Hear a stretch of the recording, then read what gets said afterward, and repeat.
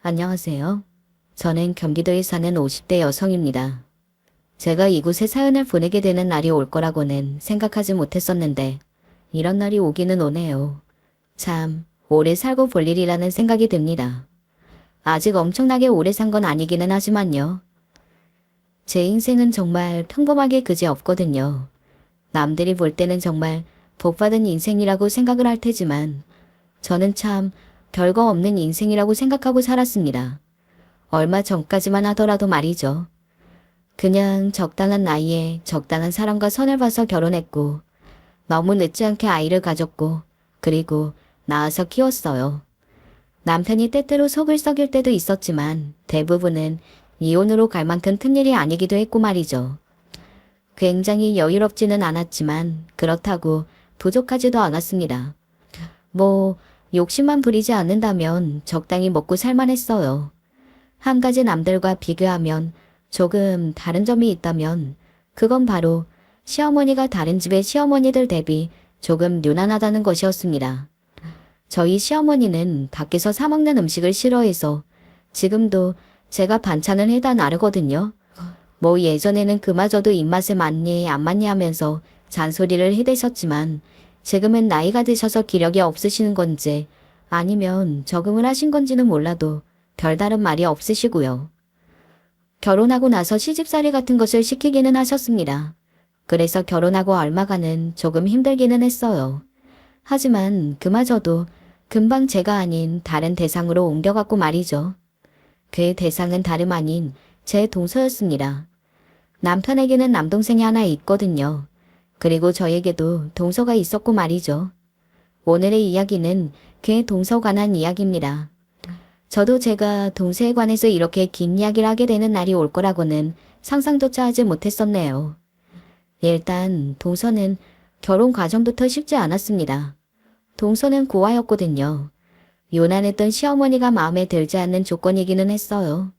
뭐 시어머니의 마음이 아예 이해되지 않은 건 아닙니다.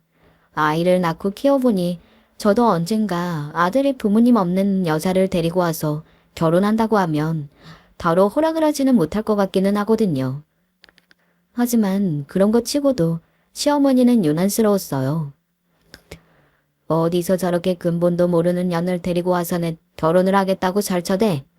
내 두 눈에 흙이 들어가기 전까지는 안 된다. 아니, 내가 죽어서도 안 돼. 관 뚜껑 열고 나와서 반대할 거다. 알겠냐? 근본도 모르는 년. 그걸 첫인사로 온 동생의 얼굴 앞에서 한 이야기였어요. 저는 사람이 사람한테 아무리 그래도 저런 말을 대놓고 할 수 있다는 게 너무나 큰 충격이었거든요. 그래서 저는 동서가 결혼을 하지 않겠다고 할 줄 알았습니다. 저라면 그런 말을 듣고 시집 오는 것을 하지 못할 것 같아서요. 그런데 동서는 꿋꿋했어요. 그게 더 마음이 쓰였습니다. 속 안 상해요? 언젠가 한번 그렇게 물어봤던 적이 있어요. 제 그 질문에 동서는 희미하게 웃으며 이렇게 대답했던 게 기억에 많이 남네요. 밖에서 많이 들었던 이야기예요. 고아로 산다는 건 그런 거거든요. 그 말에 그간 밖에서 어떤 험난한 인생을 살아왔는지를 한 번에 느낄 수 있어서 마음이 정말 많이 아팠던 것 같아요.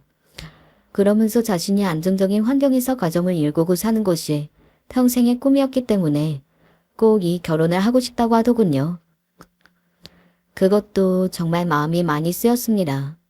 그래서 뒤에서도 많이 응원해주고 시어머니를 설득하는 것도 적극적으로 나서서 했던 것 같아요.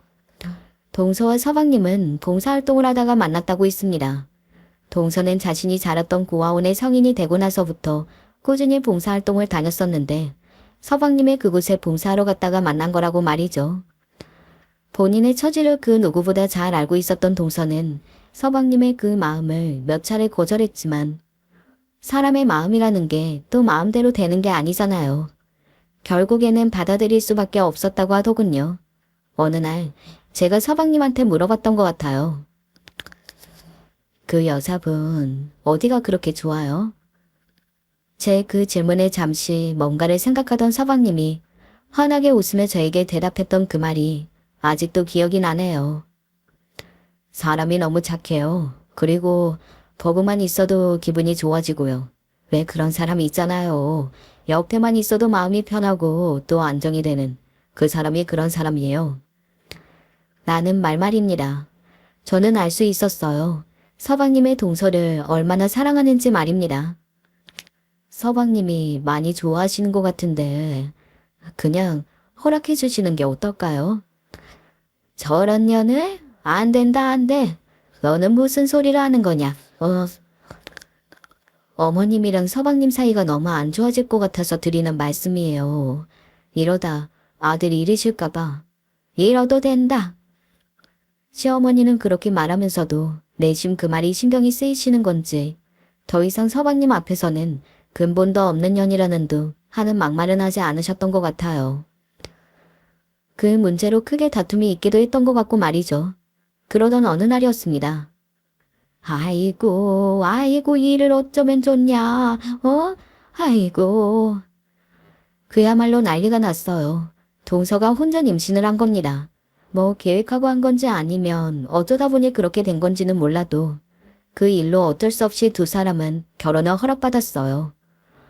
물론 시어머니는 그 일로 더더욱 동서에 대해 안 좋게 생각했지만 말이죠. 근본도 모르는 년, 몸도 어디서 어떻게 함부로 굴렸을 줄 알고 그 뱃속에 있는 씨가 우리 아들 씨라는 보장이 어디 있냐, 그 난리를 치기는 했지만 그래도 결국에는 결혼했고 그렇게 세상에 태어난 조카는 누가 봐도 서방님의 자식이었어요. 진짜 어떻게 저렇게 똑같이 생겼나 싶을 정도로 판박이었거든요. 시어머니의 동서에 대한 구박은 정말이지 엄청났습니다. 김장, 너 혼자 하거라. 하고 던져준 대추가 200톡이었어요. 제가 도와주려고 하면 저에게도 소리를 지르셨습니다.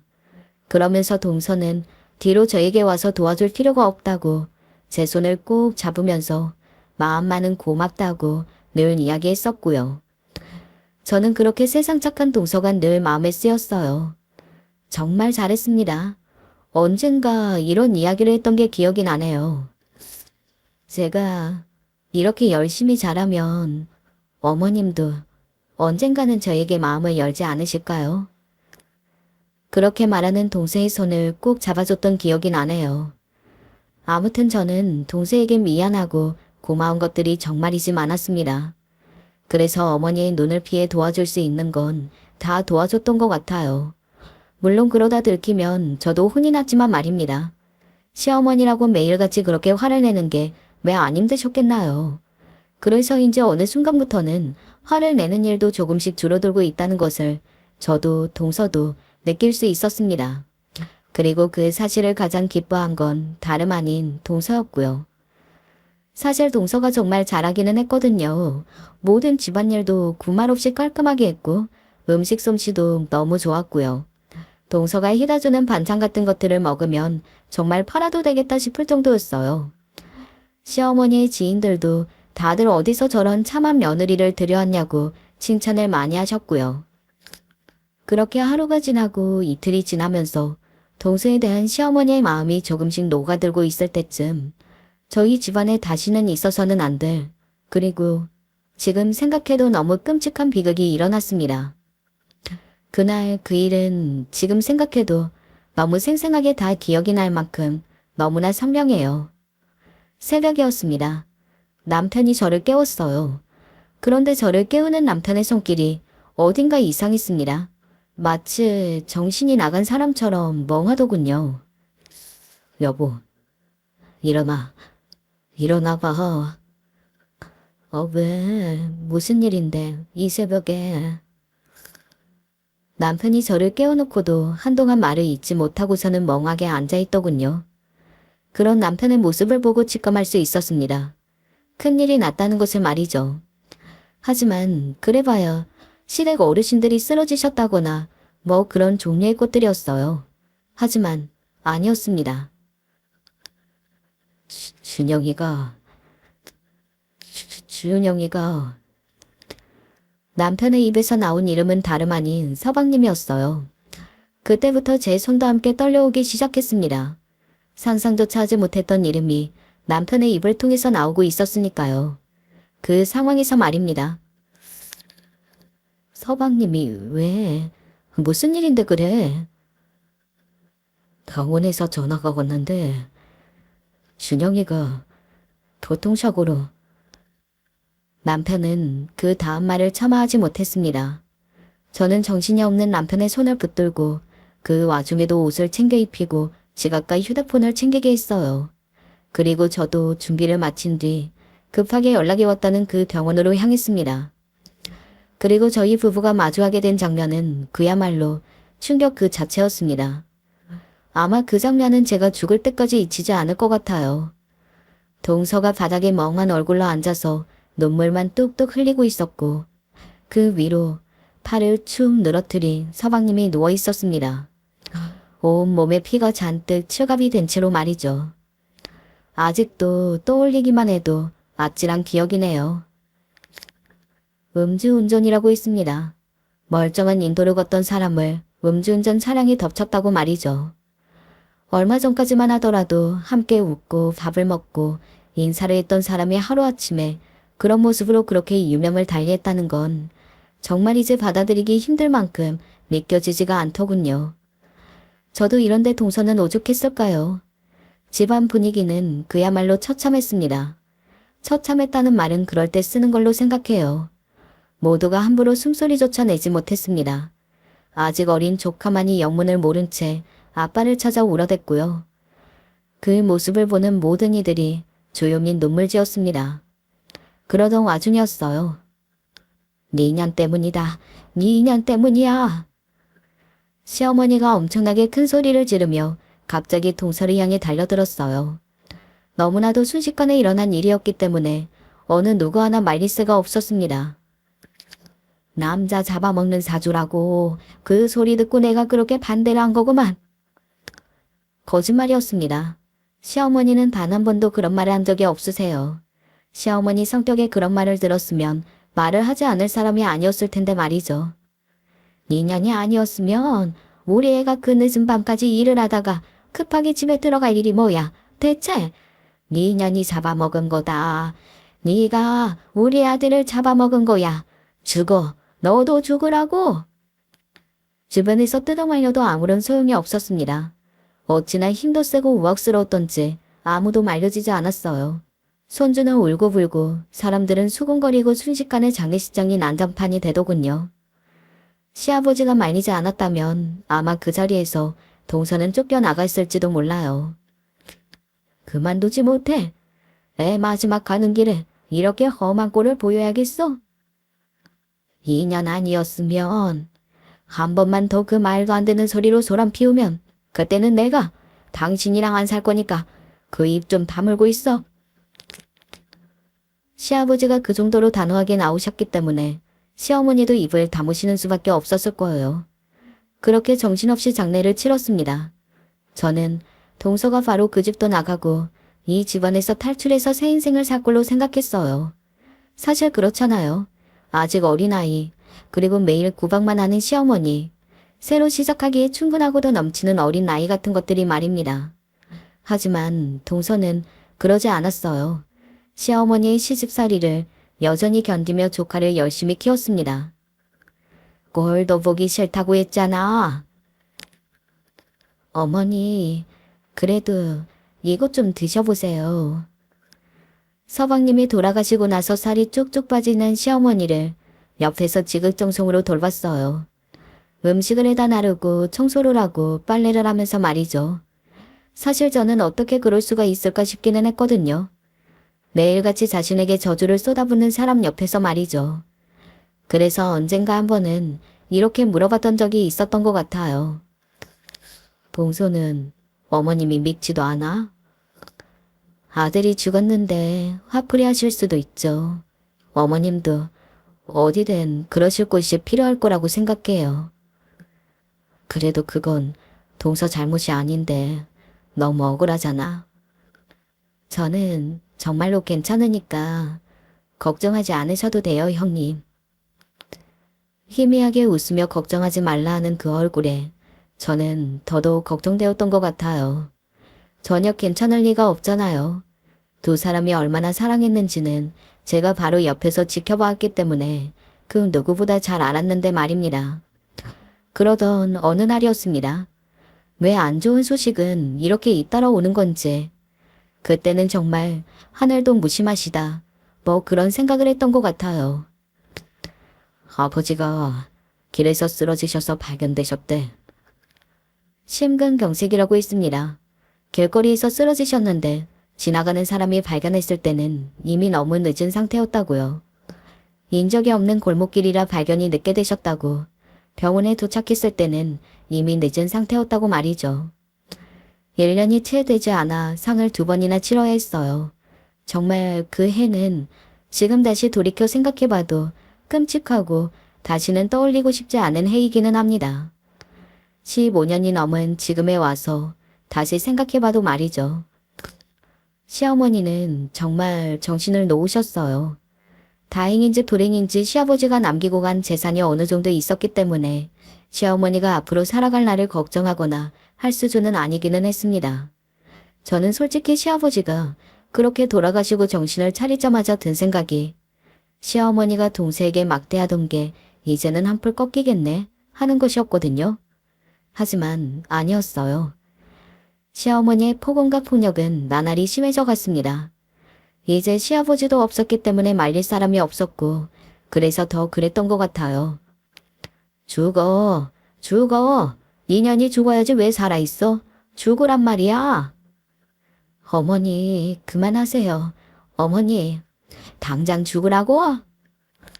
한 번은 과일을 사들고 시댁에 간 적이 있는데 그렇게 고래고래 소리를 지르며 동생의 머리채를 잡아뜯고는 집안의 물건들을 동생에게 집어던지는 시어머니를 보고 정말 기함을 했던 것 같아요.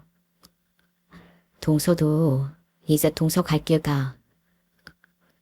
제가 이 집을 나가면 혼자 뭘 할 수 있겠어요.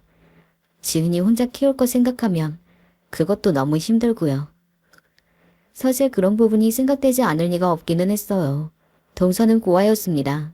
그리고 시댁에 들어가 살면서부터는 모아둔 돈 같은 건 하나도 없었고 말이죠. 남편도 없는 마당에 아이를 데리고 밖으로 나가서 뭘 할 수 있었겠어요. 저도 그 부분이 막막하다는 생각이 들었기 때문에 동서에게 함부로 어쩌라는 말을 하지 못했던 거고 말이죠. 저도 동서도 고민이 깊어지는 동안 시어머니의 동서를 향한 학대는 계속되었습니다. 나애가 송이 먹고 싶다고 했지? 송이가 나는 계절이 아닌데 송이를 구해오라고 하질 않나. 얘게 뭐야? 얘걸 먹으라는 거야 말라는 거야? 멀쩡하게 심지어는 맛있는 음식을 간이 맞지 않는다. 쓰다고 하면서 동서의 얼굴에 집어 던져서 동서가 화상을 입었던 적도 있습니다. 물론 엄청나게 심하지는 않았지만 차마 옆에서 눈 뜨고 봐줄 수 있는 수준이 아니었어요. 그리고 제가 동서의 앞날을 진지하게 고민하기 시작한 건 이 사건 때문입니다. 전현이 내 밥에 독을 탔어. 독을? 그게 무슨 소리세요? 독이라뇨. 내가 전현이 해준 음식을 먹고 지금 하루 종일 아프다고. 식은땀이 나고 손발이 덜덜 떨리고 분명히 전현이 나 먹으라고 차린 밥에 독을 탄 게 분명해. 어느 순간부터 시어머니는 정말이지 말도 안 되는 말들을 늘어놓기 시작하셨습니다. 동서가 어머님 밥에 왜 독을 타겠어요? 왜긴 왜야? 나만 죽으면 이 집 재산이 다 본인 것이 되니까 그렇지. 그리고 애초에 전혀는 그 목적으로 이 집에 들어온 게 분명하다니까? 그렇지 않고서야 그렇게 연달아서 내 아들이랑 남편이 세상을 뜰 리가 없잖아. 여기저기서 찾아보고 이야기를 조금 들어보니 피해의식에서 오는 망상장애 같은 거라고 하더군요. 동서가 진심으로 본인을 음해하려 하고 있고 동서가 정말로 악의 축이라고 생각하다 보면 그렇게 된다면서 말이죠. 결국 시어머니가 동서를 경찰에 신고했고 음식물에 독이 없었고 또 시어머니도 그냥 감기 몸살일 뿐이라는 병원의 진단까지 받고 그 사태가 마무리되었습니다. 그럼에도 불구하고 시어머니는 그 모든 것들을 믿지 않으셨지만 말입니다. 동서, 나랑 이야기 좀 해. 보다 못한 제가 나섰어요. 내가 조금 도와줄 수 있어. 나한테 1억 정도 있거든. 제 말에 동서가 그게 무슨 소리냐는 듯 저를 바라보더군요. 이 돈으로 다시 시작해. 응? 하지만 동서는 그럴 수 없다고 단호하게 말하더군요. 물론 현실적인 문제에 대한 고민도 많지만 저의 도움을 받을 수는 없다고 말입니다. 그때까지만 하더라도 동서는 자신의 힘으로 그 문제를 이겨낼 수 있다고 생각한 것 같았어요. 하지만 동서의 그런 생각들도 다 무의미하게 만드는 어떤 사건 하나가 터졌습니다. 형님, 지금 병원으로 좀 와주시면 안 될까요? 어느 늦은 밤 동서가 울면서 전화가 왔습니다. 그놈의 병원은 이야기만 들어도 심장이 쿵 하고 떨어졌던 시기라 정말 많이 놀랐던 것 같아요. 이번에는 사람이 죽거나 하는 일은 아니었지만 저에게는 그만큼 충격적인 장면이 기다리고 있었고 말이죠. 아니, 이게 다 무슨... 얼굴에 시퍼렇게 멍이 들고 온몸에 하킹 자국이 가득한 동서가 눈에 눈물이 가득 고인 채 신발도 신지 못하고 조카를 데리고 응급실에 서 있었어요. 그리고 그곳에는 무언가에 맞았는지 머리에서 피를 흘리고 있는 조카가 누워 있었습니다. 뭔가에 맞아서 이마를 꿰매기는 했는데 아기 엄마는 넘어졌다고만 하고 아무 말을 하지 않으니 알 수가 있어야죠. 입을 그냥 꽉 하고 다물고서는 아무것도 아니라고 계속 우셔대셔서 경찰도 그냥 돌아갔어요. 누가 봐도 폭행을 당했을 것 같을 땐 병원에서 자체적으로 경찰에 신고해야 한다더군요. 그래서 동서와 조카의 모습을 보고 병원에서는 바로 경찰에 신고했지만 동서가 아무것도 아니라고 입을 다물고 버티는 바람에 경찰도 뭐 다른 방도를 찾지 못하고 돌아갔다고 말입니다. 제가 동서를 불러다가 물어봤어요. 어머님이야? 라고 말이죠. 동서는 조용히 고개를 끄덕였습니다. 그리고 입을 열었어요. 어머님이 저한테 던지신 건데 대가 막아서다가 그때 막 3살이 된 조카가 오죽했으면 그랬을까 싶어서 제가 눈물이 다 나더라고요. 매일은 엄마가 할머니한테만 맞고만 있으니 그게 너무 싫어서 그랬던 거겠죠. 정말 눈 뜨고는 못 봐줄 그 장면에 두 눈을 질끈 감았습니다. 그리고는 숨을 크게 들이쉬고는 동서를 바라보며 이렇게 말했어요. 지금 당장 기분 때문에 이러는 거 아니고 나도 오랫동안 생각했던 거니까 진지하게 들어. 알겠지? 제가 그렇게 입을 떼자 동서는 저를 빤히 바라보더군요.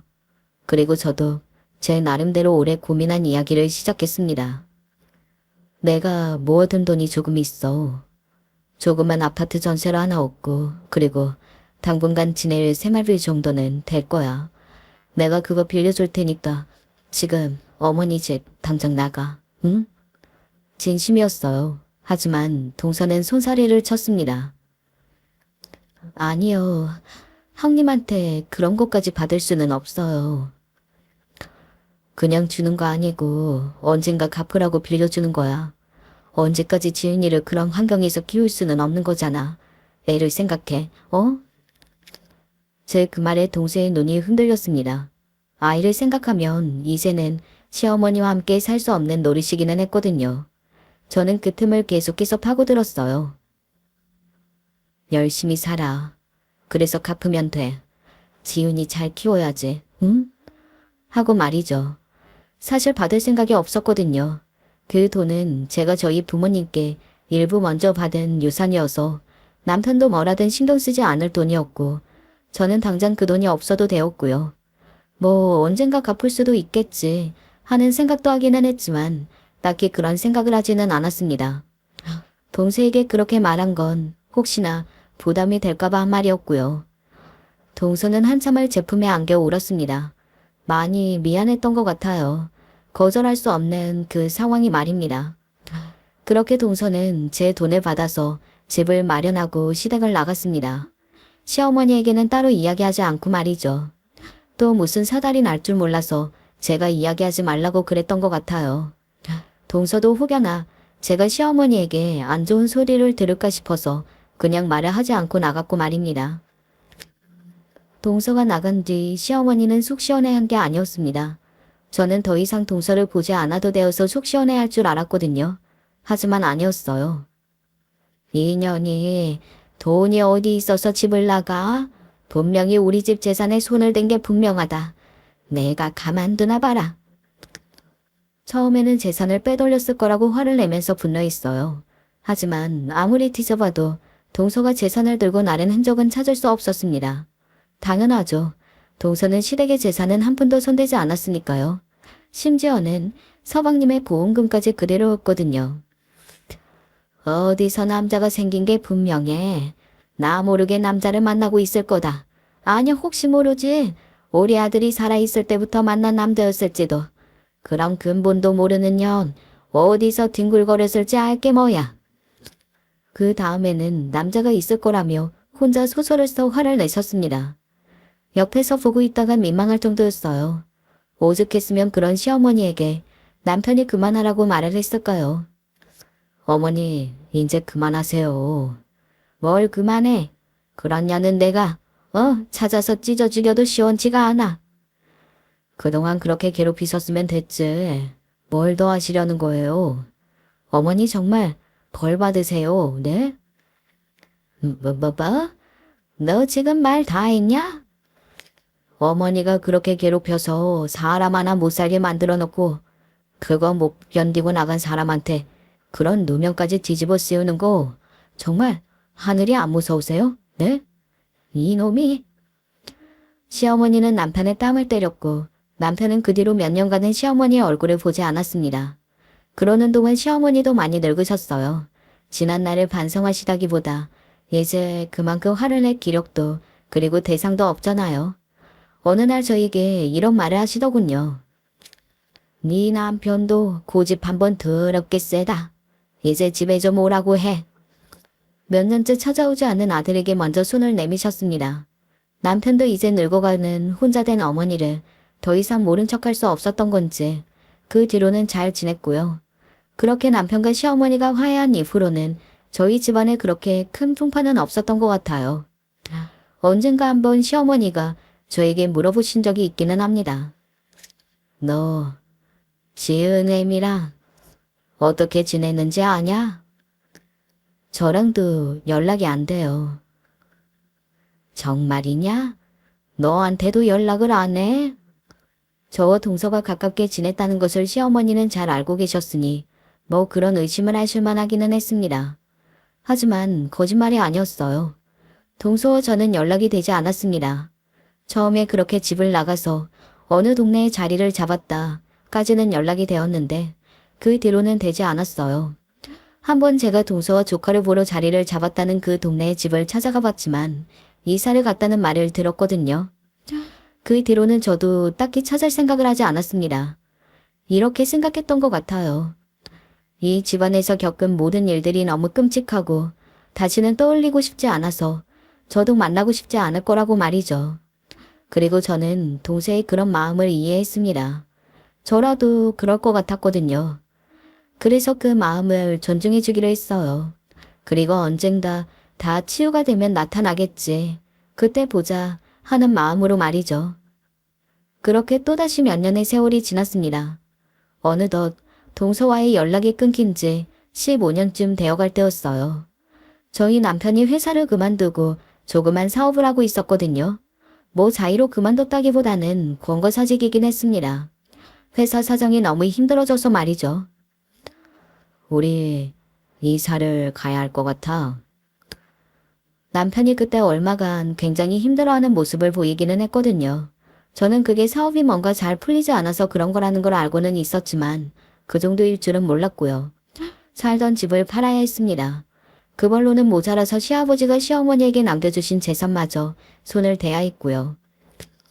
그걸로도 급한 불만 끈 거지 더 해결할 것들이 남아있는 것 같았어요. 남편은 미안한 건지 아니면 걱정시키고 싶지 않은 건지는 몰라도 자세하게 이야기해주지는 않았고요. 그런 남편에게 제가 그간 모아온 돈들과 친정에서 받은 돈 조금을 건넸습니다. 남편은 절대 받지 않겠다고 했지만 나중에는 받을 수밖에 없는 상황이 되었고 말이죠. 나이 50이 넘어서 갑자기 이렇게 고생하게 된 게 사실 조금 믿기지 않는 부분들이 있었어요. 가끔은 꿈인가? 꿈이었으면 좋겠다 하는 순간들도 있었고요. 솔직히 더 작은 집으로 가게 되었다는 거나 노후를 걱정해야 한다는 것보다 혹시 아이들에게 문제가 생길까 봐서 더 걱정되었던 것 같아요. 많이 울었습니다. 제 인생에 크게 굴곡 없이 나름대로 평탄하게 살아왔다고 생각했는데 그런 일이 생기니까 감당이 안 되더라고요. 면역력이 없는 사람이라 더더욱 그랬던 것 같아요. 사실 젊어서 생기는 여러 가지 문제들은 앞으로 해결할 수 있는 시간과 에너지가 있지만 나이가 들어서 생기는 문제들은 그렇지가 않잖아요. 내가 집을 팔고 너희 집으로 들어가면 어떻겠니? 어느 날 시어머니가 그런 제안을 해오시더라고요. 사실 그때 상황이 찬물 더운물 가릴 처지는 아니기는 했지만 그래도 시어머니의 성격을 아는지라 앞날이 걱정되기는 했습니다. 하지만 결과적으로는 그렇게 할 수밖에 없다는 것을 너무나 잘 알고 있었어요. 그렇게 하기로 결정을 하고 시어머니의 집을 부동산에 내놓은 어느 날이었습니다. 어머니 집 내놓은 거 취소해. 그게 무슨 소리야? 집을 내놓은 걸 취소하라니. 나 빚 다 해결됐어. 갑자기? 분명 어제까지만 하더라도 죽을 성을 하고 집을 나섰던 남편이었습니다. 그런데 하루아침에 그렇게 빚이 다 해결이 된다니요? 이해할 수 없어서 고개를 갸웃하고 있는데 남편이 박수를 치며 기뻐하더라고요. 갑자기 어디서 투자자가 나타났어. 우리 사업체에 거액을 투자하기로 했어. 어? 그렇게 갑자기? 어디 이상한 곳 아니야? 우리 직원들이 다들 알아봤는데 아니야. 그리고 계약 조건도 우리한테 하나 아실 게 없고 진짜 하늘에서 동아줄이 내려왔나 싶다니까. 천만다행한 일이라고는 생각하기는 했지만 어딘가 부자연스럽기는 했던 것 같아요. 하지만 그런 걸 신경 쓸 마음의 여유가 없었습니다. 그저 감사할 수밖에요. 그런데 신기한 행운은 거기서 끝이 아니었습니다. 엄마, 나 학교에서 무슨 장학금이 됐다는데? 나 신청도 한 적이 없는데. 무슨 장학금? 우수한 학생을 선정해서 외국 유학을 보내주는 거라는데 이름도 처음 들어보는 재단에서 나를 선정했대. 사기 같은 거 아니야? 나도 그런 줄 알았는데 학교에서도 그런 거 아니라고 하고. 아들이 갑자기 신청도 하지 않았는데 장학금이 나왔다고 하면서 외국 유학을 가야 할 것 같다고 했어요. 그리고 그뿐만이 아니었습니다. 나 시집됐대. 전에 그 회사? 아니, 전에 그 회사는 아니고 내가 인터넷에 이력서 올려둔 걸 보고 연락했더라고. 나를 채용하고 싶다고. 경력직도 아닌데 신입사원을 바로 그렇게 채용한다고? 나도 이상하기는 한데 이상한 회사는 아니야. 우리 업계에서는 나름대로 유명해. 정말 이상하리만큼 좋은 일이 우르르 몰려왔습니다. 뭐 다 좋은 일이니까 좋아하면 그만 아니냐고들 하실 테지만 그렇게 뭔가 뚜렷하지 않은 좋은 일이 우르르 몰려오면 대체 무슨 일이지 싶기는 하더라고요. 게다가 너무 좋은 일이 생기니까 오히려 불안해지는 기분도 들고 말이죠. 무슨 기분인지 아시려나요? 그리고 행운은 거기서 그치지 않았습니다. 이 집을 사고 싶다는 사모님 한 분이 나오셨는데 글쎄 기존 시세의 2배를 쳐주겠다는데요. 네? 2배요? 왜요? 자기가 예전에 힘들 때 이 집에 살았었는데 지금은 성공했다고 이 집에 대한 추억이 많다나 어쩐다나. 아무튼 2배 쳐주겠대요. 거절할 이유가 없는 제안이기는 하잖아요. 하지만 너무 찝찝했습니다. 그래서 부동산 사람에게 그 집을 사겠다는 사람이 대체 누군지 꼬치꼬치 캐묻기 시작했어요. 그 사모님이 대체 누군지 알 수 있을까요? 성함이 영지랬나 영진이랬나? 기억이 잘 안 나고 그냥 굉장히 돈이 많아 보이는 사모님이었어요. 처음 들어보는 이름이었습니다. 하지만 왜 그런 기분 아시나요? 왜인지 모르게 제가 아는 사람일 것 같은 그런 기분 말입니다. 그래서 집을 계약하던 날 그 자리에 나온 사람을 유심히 뜯어봤어요. 그리고 물었습니다. 혹시 저 아세요? 네? 아니요. 그런데 눈을 피하는 게 어딘가 거짓말하는 것 같았어요. 그래서 그분에게도 계속해서 질문을 했습니다. 왜 그 집을 그렇게 비싼 값에 사려고 하는 건지, 언제부터 언제까지 살았는지, 그런 것들 말이죠. 그런데 말이 앞과 뒤가 하나도 맞지 않았어요. 비싼 값을 쳐주셔서 사주신다고 하니 저희야 너무 감사하고 팔면 그만이기는 하지만 혹시나 이게 우연이 아니라 누군가가 만들어준 행운이라면 저는 그 사람을 꼭 만나고 싶습니다. 그러니 말 좀 전해주세요. 이렇게 마지막 말을 전하고서는 계약서를 썼습니다.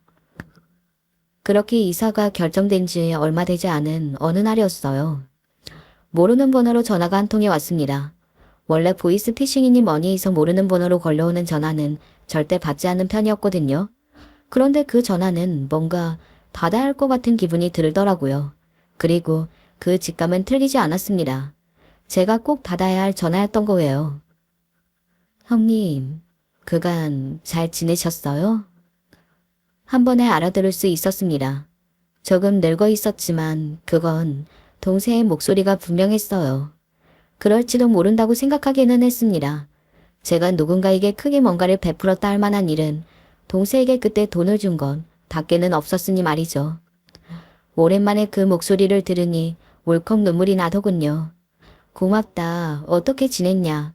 뭐 이런 것보다 눈물이 먼저 나왔던 것 같아요. 그리고 제가 우는 소리를 휴대폰 너머로 들은 듯한 동서도 한참을 울더라고요. 그렇게 둘이 한동안 울었던 것 같아요. 그렇게 만날 약속을 잡고 오랜만에 동서를 만났습니다. 참 곱게 늙었더라고요. 고아이고 시어머니에게 그 학대를 받았고 그랬던 과거가 있는 사람이라고는 정말이지 믿기지 않을 만큼 말입니다. 잘 지내셨어요? 그럼 동서는 잘 지냈어? 그렇게 또 뱉어놓고 한동안 울었던 것 같네요. 그리고 제 예상은 맞았습니다. 뭐 남편의 회사까지 동서가 도움을 줬을 거라고는 생각을 못했었는데 그것도 동서가 한 일이 맞더라고요. 그러니까 남편의 사업에 도움을 준 그 의문의 투자자도 아들에게 유학 자금을 대준 그 재단의 사람도 딸아이를 취직시켜준 사람 그리고 마지막으로 저희 집을 2배가 넘는 가격에 사준 사람 모두가 다 동서였던 겁니다. 아니 이게 다 어떻게 된 거야. 15년 만에 굉장히 성공한 사람으로 나타난 동서에게 가장 궁금했던 것을 물었습니다. 동서는 한번 시익 웃더니 자신의 이야기를 시작하더군요. 저에게 돈을 받아간 동서는 제일 먼저 집을 구했다고 합니다. 그리고 남은 돈으로는 생활비라 하면서 일자리를 알아봤고요. 그러다가 식당 주방에 취직하게 되었고 음식 솜씨가 좋았던 동서를 한눈에 알아본 그 식당의 사장이 동업하자고 했다더군요. 그렇게 동서는 반찬가게를 냈다고 합니다. 그리고 나서는 그야말로 승승장구였다고 해요. 그 동네에서 가장 유명한 반찬가게가 되었고 그게 소문이 나서 택배까지 하게 되었고 홈쇼핑에 납품까지 하는 회사가 되었다고 말이죠. 왜 한국 음식에 한류다 뭐다 하면서 세계적으로 한창 퍼질 때 있잖아요. 그때 외국에 진출해서 큰돈을 벌게 되었다고도 했습니다. 운이 좋았어요. 그리고 이게 다 형님이 만들어주신 기회로 인해 이룰 수 있었던 거라고 말입니다. 정말 저는 형님한테 전 재산을 드려도 아깝지 않아요. 그런데 제가 받지 않을 것 같아서 어떤 식으로 갚을 수 있을지를 생각한 끝에 그런 일을 하게 되었다고 말입니다. 때마침 남편의 사업이 힘들어진 걸 보고 기회라고 생각했다고 했습니다. 그간은 왜 연락 안 했어? 잘 살고 있는지만이라도 알려주지.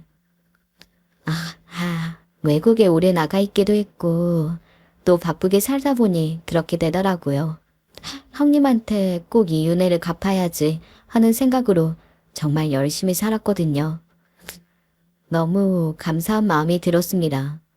그냥 어디서 굶지 않고 노후가 힘들어지지만 않고 그렇게 돈 걱정만 없이만 살았으면 좋겠다. 그 정도만 생각했었는데 이렇게 성공을 해서 나타난 것도 그렇고 그리고 저희 집을 이렇게 도와준 것도 말입니다. 나는 이미 받을 만큼 다 받았어. 그러니까 여기까지만 줘도 돼. 앞으로는 얼굴 자주 보면서 살자. 라고 말했지만 동서는 시익하고 웃기만 할 뿐 아무 대답을 하지는 않았습니다. 그리고 그 모든 사실을 남편에게 말했습니다. 남편도 정말 너무 신기해하더라고요. 뭐 이런 일은 드라마 속에서만 나오는 게 아니냐고 말이죠. 어머님한테 이야기할까? 동서가 나중에 찾아뵙는데 우리가 나서지는 말자. 재수씨가 온대? 어쨌든 지은이네 어머님 손녀 얘기도 한 거니까. 아버지가 없어도 소녀가 이렇게 잘 컸다는 걸 시어머니에게 보여주고 싶다고 했습니다. 뭐 복수의 감정이나 그런 것들 때문이 아니라 그냥 그러고 싶은 마음이라고 했어요. 동서의 그 마음을 알 것 같았습니다. 그리고 얼마 가지 않아 동서가 조카를 데리고 시어머니를 만나러 갔어요. 저도 그 자리에 있었습니다. 그러고 나가서 성공했다고 보란 듯이 보여주러 왔니? 아니나 다를까 시어머니는 뾰족하게 말씀하시기는 하더라고요. 하지만 저는 알 수 있었습니다. 그건 미워서 그러는 게 아니라 지난날 자신이 했던 짓들이 미안하고 본인이 동서한테 얼마나 잘못했는지를 잘 알고 있으니 민망해서 나오는 반응이라는 것을 말이죠. 지은이 좋은 학교도 갔고 정말 잘 크고 있어요. 뭐 본인이 속으로 어떻게 생각하는지는 저는 몰라도 저는 아버지 없는 아이라는 말 안 듣게 하려고 정말 최선을 다해서 키웠고요. 그러니까 안심하시라고요. 시어머니는 동서를 빤히 바라보다가 이걸 물으시더라고요. 재혼을 안 했어? 라고 말이죠. 아마 시어머니 입장에서는 그게 가장 궁금하기는 했을 겁니다. 뭐 이해가 되지 않은 것은 아니었어요. 그리고 동서는 시어머니의 질문에 조심히 고개를 끄덕였습니다. 사실 저는 동서에게 내색을 안 하기는 했지만 어쩌면 동서가 재혼하지 않고 계속 혼자 사는 게 시어머니의 그 말 때문이지 않을까 하는 생각을 하기는 했어요. 바로 이 말 말입니다. 네 사주가 남자를 잡아먹는 사주라고 하더니 귀엽고 내 아들을 잡아먹는구나. 저도 아직 잊히지 않고 이렇게 생생하게 기억이 나는데 동서는 오죽하겠어요. 그렇게 동서와 시어머니는 지난날 쌓였던 묵은 체중들을 다 풀었습니다. 사실 동서가 대단하다고 생각하기는 해요. 그렇게 당해놓고 어떻게 이렇게 쉽게 용서할 수 있는지 하는 게 말입니다. 언젠가 이런 말을 하기는 하더라고요. 이러나 저러나 제가 사랑했던 남자의 어머니고 제 딸의 할머니니까요. 저렇게 다 늙으신 분을 미워하면 뭐 하겠어요. 하고 말이죠. 그 뒤로 지금까지 시어머니와 동서는 가끔 교류하면서 잘 지냅니다. 조카도 지 엄마를 닮아 심성이 곱더라고요. 할머니가 미울 법도 한데 꾸준히 인사를 하러 오는 것을 보면 말이죠. 그 이후에 저희 가족의 이야기를 조금 해드릴까 합니다. 뭐 그전에도 남편의 사업 문제가 터지지 않았을 때는 딱히 불행하다고 생각해 본 적은 없었거든요. 나름대로 행복하고 평화로운 삶을 살고 있다고 말이죠. 하지만 저희 가족은 더더욱 행복해졌어요. 우선 남편의 사업이 정말 승승장구했습니다. 동서는 본인이 도와준 건 그때뿐이라고 했지만 저나 남편은 알 수 있었어요. 동서가 뒤에서 알게 모르게 엄청나게 도와주고 있다는 사실을 말입니다. 그리고 헤어졌던 기간이 무색할 정도로 저희 아이들과 조카는 정말 잘 지냈습니다. 어떻게 보면 서로에 대한 기억이 거의 없다고 봐도 무방하거든요. 그런데 정말 잘 지냈어요. 어느 날 동서가 이런 이야기를 하더군요. 가족이라는 게 이래서 정말 좋은 것 같아요. 이렇게 오래 떨어져 있다가 만나도 금방 사이가 좋아지고 또 서로를 이해해주고 든든한 울타리가 된다는 게요. 그런 이야기를 하면서 동서는 울더군요. 사업이 승승장구하고 돈을 아무리 벌어도 아이가 외로워하는 것 같은데 제가 채워줄 수 없는 부분이라 그게 늘 마음에 걸렸거든요. 그런데 요즘 지은이는 제가 본 중에 가장 활발하고 기분이 좋아 보여서 마음이 얼마나 좋은지 모르겠어요. 저는 평생 형님네 덕만 보고 사는 것 같네요. 사람이 성공하면 물론 끝이 좋아서 좋은 일이 많아져서 그간의 아픔이나 힘든 것들이 많이 잊히게 하겠지만 그래도 그간 혼자 아이를 키우고 사업을 하면서 얼마나 힘든 일이 많았겠어요. 차마 다 말하지 못한 많은 사연들이 있었을 거라고 생각합니다. 그런 이야기들을 차차 살아가면서 나누면 되는 거겠죠. 아, 그리고 동서가 정말로 엄청난 제안을 하나 하기는 했어요. 제가 아니라 저희 아들한테 말이죠. 공부 열심히 해서 나중에 작은 엄마 사업 네가 도와줘야 한다. 그래서 너 내가 유학도 보내주는 거야. 알겠지? 아들아이는 경영학과를 다니고 있는 대학생이었거든요. 아무리 그렇다고 한들 본인의 딸이 아니라 저희 아들한테 사업을 물려줄 생각을 하고 있는 게 너무 놀라워서 왜 그러냐 물었었습니다. 우리 애는 사업에 관심도 없고 본인 하고 싶은 게 너무 확실했어요. 굳이 하기 싫다는 애한테 물려주는 것도 아이를 위해서도 회사를 위해서도 좋은 게 아니라고 생각해요. 형님 아들이 경영학과 다닌다는 소식을 듣고 제가 얼마나 반가웠는지 몰라요. 아무리 은혜를 갚고자 하는 마음이 강하고 아무리 감사함을 느끼고 또 제 아무리 가족이라 하더라도 그런 생각은 쉽게 할 수 있는 생각은 아니잖아요. 자신이 힘들게 노력해서 일군 사업을 본인의 자식이 아닌 다른 사람에게 물려준다는 것은 말입니다. 입장을 바꿔놓고 생각해보면 저는 절대 그런 결정을 쉽게 내릴 수 있을 것 같지는 않거든요. 예전에 서방님이 말씀하신 것처럼 동서는 정말로 욕심도 없고 마음이 넓은 사람 같다는 생각을 다시 한번 했던 것 같아요. 시어머니와도 주기적으로 만났습니다. 얼마 전에는 서방님이 계신 곳에 다녀왔어요. 동서는 가끔 오기는 했다고 하더라고요. 혹시나 시어머니와 마주칠까봐 기일이 지난 다음에 왔다는 이야기를 듣고 마음이 살짝 무거워지기는 했던 것 같습니다. 나 이제 이렇게 가족들도 다 만나고 정말로 잘 살고 있으니까 당신은 이제 하나도 걱정할 필요 없어. 이미 서방님은 걱정 안 하시기는 했을걸. 그럴까요? 그렇다면 너무 다행이기는 한데.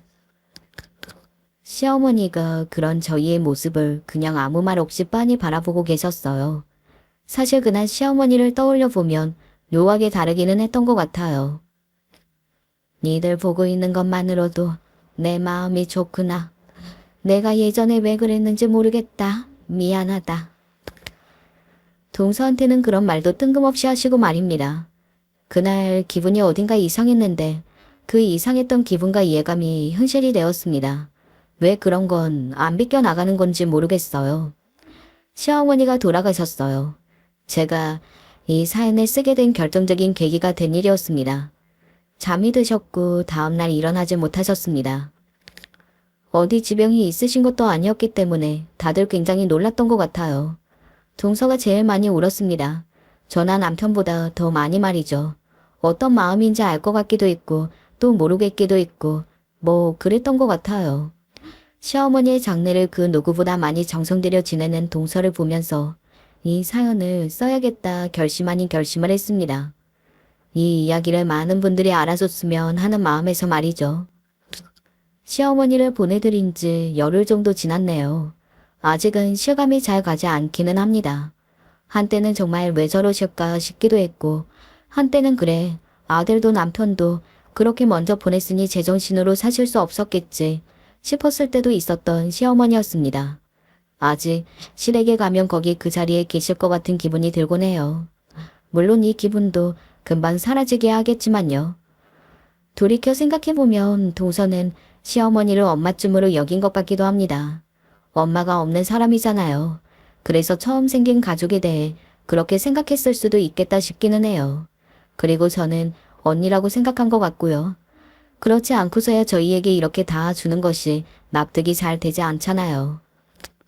저도 이제는 동서를 동생이라 생각하고 잘 지내보려고 합니다. 같이 늙어가는 처지에 좋은 친구이자 가족이 다시 생긴 것 같아서 반갑기도 하고 말이죠. 이런 관계가 있을 수 있다는 게 참 복받은 것 같아요. 이제 그만 제 사연을 마무리해야 할 것 같네요. 어떻게 들으셨는지 모르겠습니다. 글재주가 좋지 않아서 걱정이 조금 되네요. 언제 어디서나 건강 조심하시고 항상 좋은 일만 있기를 바랍니다. 마지막까지 제 이야기 들어주셔서 감사합니다. 갈람매준 둘째로 태어났습니다. 그 시골에서 저희만큼 형제가 많은 집도 흔치 않았습니다. 그리고 저희만큼 가난한 집은 더더욱이요. 시골 사람들이 잘 살아봤자 얼마나 잘 살겠냐마는 저희는 가난하다는 표현조차 부족할 정도로 다 떨어져가는 집에서 살았습니다. 요즘도 시골에 그렇게 사는 사람이 있을지 모르겠는데 당시 저희가 살던 작은 집은 주인 없이 버려진 폐가 같은 곳이었어요. 등본 떼어보면 땅 주인이 있을지 모르겠지만 일단 육안상으로 봤을 때 관리가 안 된지 못해도 오랜 시간 지났고 너무 허름하고 낡아서 아무도 발길을 주지 않는 집이었죠. 할아버지가 노름에 빠져 저희 집까지 모두 길거리에 나앉게 된 거였는데 10식구가 모두 길바닥에서 잘 수는 없었기에 진짜 떼국물 줄줄 흐르는 얼굴을 하고 한참을 다리 빠지게 돌아다니다가 간신히 발견한 집이었습니다. 비가 오면 물이 새고 나무가 다 사가 있어서 병든 투성이 쥐가 들끓는, 사실 집이라고 하기도 참 힘들 정도의 초라한 공간이었지만 저희 10식구에게는 그조차도 감지덕지였습니다. 단칸방보다 아주 조금 큰 곳이었기 때문에 형제들 방은 물론이고 부모님이 따로 쓸 방조차 없었습니다. 다행히 우물과 부엌이 있었지만 그 부엌을 제외한 나머지 바닥에 5인 식구들이 딱 달라붙어서 자야만 전부 누울 수 있었죠. 당연히 화장실도 없어서 저희는 소변이나 대변을 누러 갈 때마다 밖으로 나가야 했어요. 엄마, 아빠, 나 배고파. 민준아, 아까 밥 먹었잖아. 그래도 배고파. 별로 먹은 것도 없단 말이야. 아, 민준아빠, 이걸 어쩌면 좋아요? 기다려봐. 내가 삶에 가서 뭐라도 좀 태울 테니까. 그런 상황에서 밥이라도 잘 먹고 살 수 있는 것도 아니었습니다. 흰 쌀밥에 고기 반찬은 어린 시절 살면서 구경도 한번 못 해봤습니다. 온 가족이 하루 한 끼 먹으면 많이 먹은 거였고 어느 날은 정말 먹을 게 없어서 우물물로 배를 채운 적도 있습니다. 그러다 보니 어머니, 아버지는 항상 가슴 아파하셨죠. 저보다 어린 동생들이 배고프다고 엄마 우는 걸 어르고 달래느라 지쳐서 안 그래도 잔뜩 졸아든 배가 더 고파 어느 때는 정말 맹장이라도 걸린 것처럼 쓰리듯이 아파서 가만히 웅크리고 누워 그 시간이 얼른 지나가기를 바랐던 기억도 있습니다. 부모님은 저희를 사랑해 주신 분들이었고 형제들도 어릴 적 싸우고 다투던 것만 빼면 나쁘지 않았지만 현실적으로 잠도 제대로 편히 못 자고 밥조차 제대로 먹을 수 없는 그런 환경이 너무나 불만스럽고 또 원망스럽기도 했습니다.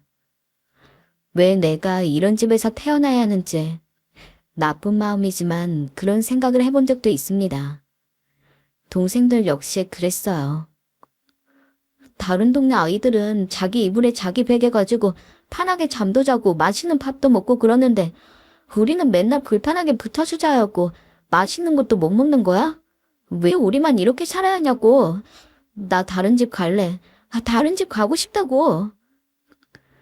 그러면 아무 말도 못하고 그저 자식들한테 미안해하시는 부모님과 달리 동생들이 그런 이야기를 할 때마다 똑부러지게 혼내는 사람이 한 명 있었습니다. 바로 저희 집 큰형이었습니다. 너네 아무리 어려도 그렇지 누가 그런 식으로 말해도 된댔어? 다른 집은 다른 집이고 우리 집은 우리 집이랬지. 그렇게 비교하면 한도 끝도 없는 거 알아 몰라. 그리고 부모님이 우리를 위해 얼마나 애쓰고 고생하시는지 몰라? 부모님 생각해서라도 그런 말 하면 안 되는 거라고 형이 말했잖아. 너네들 한 번만 더 그런 얘기 해봐. 다정했던 형도 그때만큼은 아주 호랑이같이 무서웠습니다. 동생들이 한참 어릴 때부터도 큰형은 늘 저희를 앉혀놓고서 말했어요. 얘들아, 너희들 지금 많이 힘든 거는 누구보다 잘 알고 있다. 그래도 마음 자체는 이해하지만 우리가 더 뭉쳐서 부모님이 더 힘들지 않도록 말도 잘 듣고 공부도 잘해야 한다. 그래야 부모님이 덜 고생하는 거야. 알겠지? 그러니 동생들이 저런 식으로 땡깡을 부릴 때마다 부모님보다도 더욱더 크게 혼냈죠. 저와 3살 차이가 나는 큰형은 고등학생이 됐을 때부터 부모님을 도와서 일을 했습니다. 일이라고 해봤자 저희가 살던 시골에 회사 같은 게 있는 것도 아니었고 부모님을 도와서 남들 농사 도와주는 게 전부였죠. 부모님은 당연히 말렸어요. 민수야, 고등학교는 가지 그러니 너 공부하는 거 좋아하잖아. 엄마 아빠가 너 고등학교 가는 돈은 어떻게든 마련해 줄 수 있어. 동생들 걱정하지 말고 일단 다녀라.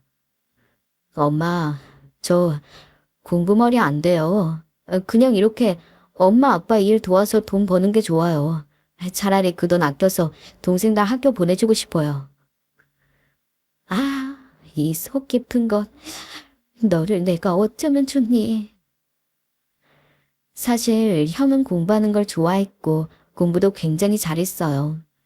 선생님들이 입을 모아 형은 고등학교 가서 이 성적만 유지하면 서울에 있는 대학도 간다 입을 모아 말했으니까요. 근데도 형은 끝내 자기 주장을 굽히지 않았습니다. 그런데 형이 고등학교를 가지 않겠다 선언한 날, 아직도 기억에 남는 일이 있어요. 물이라도 마시고 싶어서 잠깐 밖에 나왔는데 어디선가 울음소리가 들리더군요. 다가가 보니 형이었어요. 형은 남몰래 그것도 울음소리가 새어나갈까봐 숨지게 울고 있었는데 형 손엔 교과서가 들려 있었습니다. 그것도 찢겨진 교과서요. 형,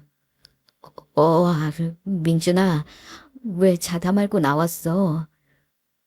형, 울어? 에이, 아니야, 형 안 운다. 형, 그냥 하품하다가 눈물이 좀 나온 거야. 얼른 가서 자라. 어린 마음에도 그런 형이 너무 안쓰럽고 안 돼 보여. 저는 형 앞으로 다가가 형을 꼭 안아주었어요. 그리고 형이 울음을 그칠 때쯤에야 제 방으로 돌아갔죠. 그때의 일은 아직도 제 가슴에 한처럼 남아 있습니다. 사실 어릴 때야 형의 고마움을 자세히는 몰랐지만 나중에 제가 고등학생이 되고 나니까 그때 큰형이 얼마나 큰 희생을 했는지 알겠더라고요. 큰형은 배우는 것도 좋아하고 끼도 많아서 이것저것 다 잘했는데 그런 모든 것들을 다 덮어버리고 오직 부모님과 저희를 위해서 산 거였습니다. 그런 형을 보면서 자라다 보니까 저도 고등학교에 가고 싶지가 않다고 느껴졌던 시절이 있었습니다.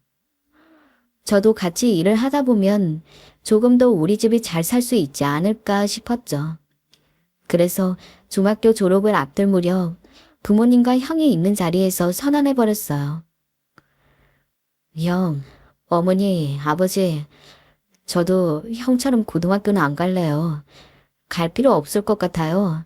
생각해보니까 제가 형처럼 머리가 좋았던 것도 아니고 성적이 잘 나왔던 것도 아닌데 이대로 가면 괜히 시간만 버리는 것 같아요. 그냥 농사 지으며 살고 싶어요. 하지만 제 이야기를 듣자마자 무섭게 내지르는 건 형이었어요. 안 된다, 절대.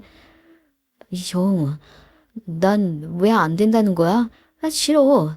나도 형처럼 일하고 싶어. 학교는 다닐 수 있으면 다니는 게 좋아. 너까지 안 도와줘도 내가 부모님 도와드리는 것만으로도 충분하니까 너는 학교 다녀. 그리고 열심히 공부해서 나중에 훌륭한 사람이 돼. 형은 여러모로 부족해서 못했지만 너는 할 수 있을 거야. 형은 널 누구보다 믿어. 형이 그 말을 하는데 도저히 뭐라 반박할 수가 없겠더군요. 전 어쩔 수 없이 형이 흘린 핏땀 같은 돈으로 고등학교로 갔고 거기서 열심히 공부를 했어요. 제가 무사히 고등학교까지 다니고 졸업할 수 있었던 건 다 큰형 덕분일 겁니다. 제가 고등학교에 다닐 적 큰형은 성인이 되었고 성인이 된 큰형은 대뜸 서울로 올라가서 돈을 벌어야겠다며 혼자 먼 길을 떠나야겠다고 하더라고요. 그리고 그때 벌어온 돈으로 저는 물론이고 동생들도 학비를 내고 학교를 다닐 수 있었어요. 물론 처음에 부모님이 당연히 걱정하셨습니다. 아무리 그래도 그렇지. 어떻게 다른 동네도 제대로 나가본 적 없는 네가 서울까지 가서 돈을 번다고 그래. 네 엄마 말이 맞다. 잘 찾아보면 여기서도 할 일이 있지 않겠니? 굳이 서울까지 가야 할 필요는 없다고 본다. 서울살이 만만치 않다 이 녀석아. 한 번만 다시 생각해봐라. 아니에요 어머니 아버지. 제 말 좀 들어보세요. 여기서 돈 버는 건 한계가 있어요.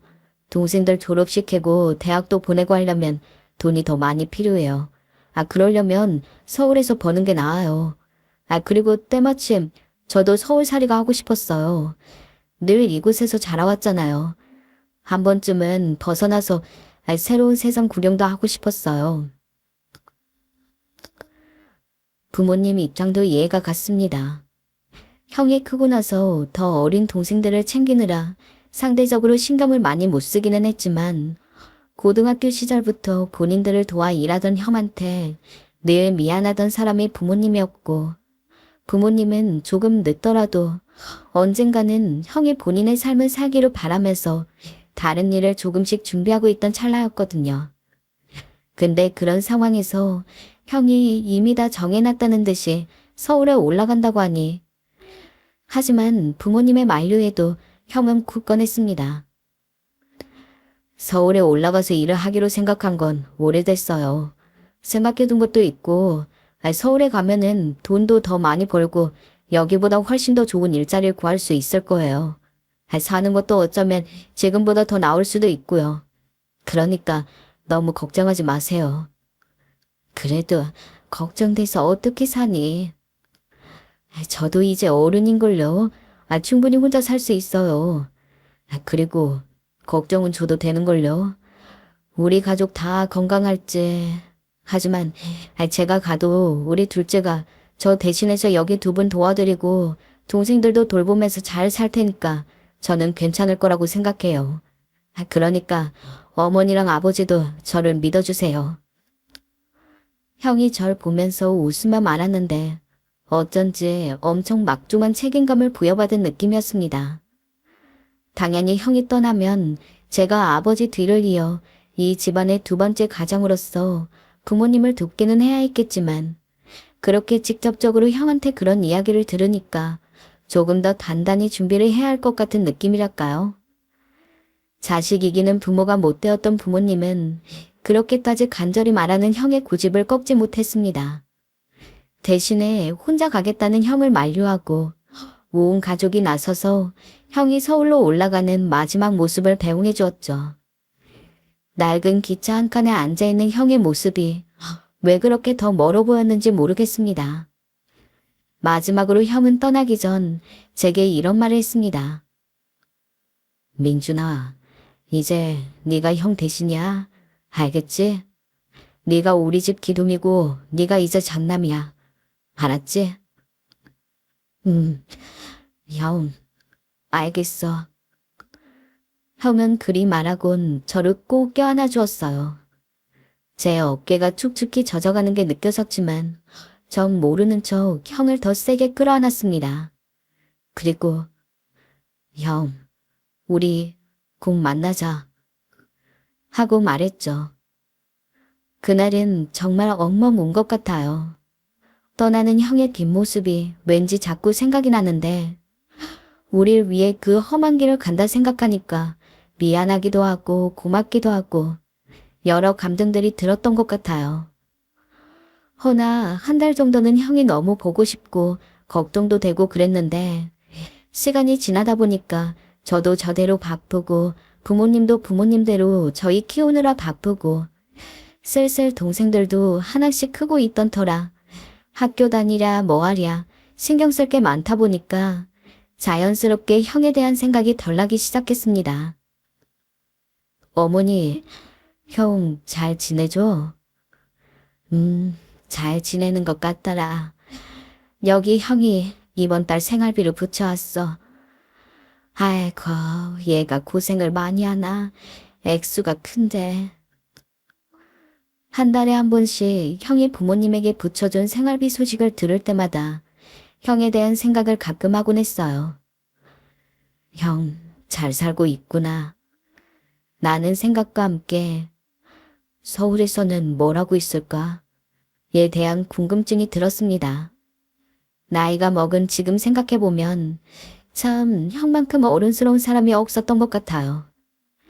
형도 저희와 같은 어린 시절에는 투정도 부리고 싶었을 텐데 부모님한테 들어보면 형은 단 한 번도 부모님에게 뭐가 가지고 싶다고 말하거나 무언가 하고 싶다고 이야기한 적이 없었다고 했습니다. 말한 게 이뤄지던 안 이뤄지던 한 번쯤은 그런 것들에 대한 말을 꺼낸 적이 있을 법도 했는데 말이죠. 그래서인지 부모님은 형이 돈을 보내줄 때마다 고마워하면서도 눈물을 훔쳤습니다. 너무 어린 나이부터 어른스럽게 자라게 한 게 다 본인들이 부족한 탓이라고요. 물론 부모님의 마음이 어쨌든 형이 보내준 돈 덕분에 저희가 배부르진 못해도 최소한 굶고 살지 않을 정도로 먹고 살 수 있었습니다. 또 제가 공부도 마음껏 할 수 있었죠. 민준아, 여기 이 돈으로 문제집 사라. 오, 저번 달에 샀는데 또 사도 돼요? 그럼 형이 붙여준 돈이 있잖니. 충분하단다. 다행이다. 사실 그렇잖아도 수학이 좀 부족해서 사고 싶었는데 고맙습니다, 어머니. 그래서 저는 내심 형이 서울에 간 게 외롭고 힘들지라도 그냥 개인적인 감정 다 빼고 먹고 사는 걸로만 따져봤을 때 다행이라고 생각했습니다. 그래서 부모님을 도와 동생들한테 밥을 차려줄 때마다 이거 큰형이 너희들한테 사주는 거야. 그러니까 먹으면서 큰형한테 감사하다고 생각해야 해. 라며 이야기하고는 했습니다. 비록 그 당시는 저희가 어려서 당장 큰형한테 어떠한 것들을 해주지는 못해도 최소한 큰형이 우리에게 해주는 것에 대한 고마움은 마땅히 느끼고 살아야 한다고 생각했으니까요. 그렇게 3년 정도가 지났습니다. 큰형은 그 사이에 딱 한 번 고향을 내려왔을 뿐 그 이외의 시간은 전부 서울에 있었어요.